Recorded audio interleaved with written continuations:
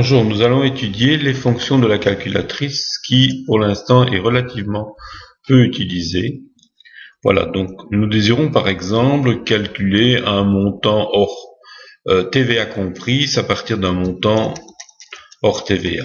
Nous pouvons soit appeler la calculatrice par le ruban ou bien simplement par un simple clic droit en appelant le menu contextuel. Voilà, j'appelle la calculatrice. La calculatrice a repris le montant de la case en cours.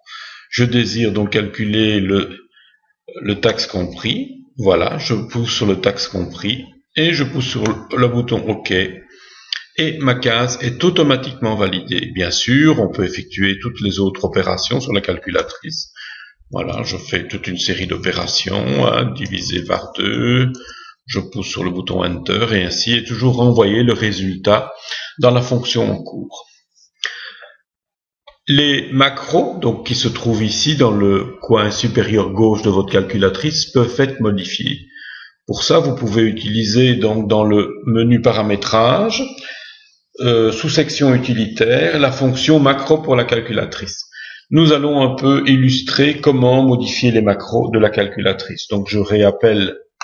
Voilà, pour nous faciliter les choses, j'ai évidemment mis le menu en attente. Nous voyons qu'il y a ici toute une série de fonctions. Bon, nous allons modifier une des fonctions qui est ici un calcul d'intérêt de 8% pour de l'argent qui serait placé sur 5 ans. Alors, si nous voyons par exemple comment cette fonction réagit, nous remettons le calcul à 0, nous mettons 10 000. Voilà, nous appliquons ce calcul et automatiquement, donc, nous apercevons que l'intérêt composé sur 5 ans va nous donner 14 693,28.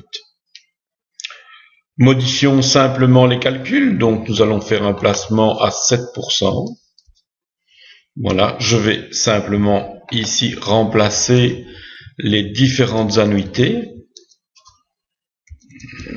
Voilà.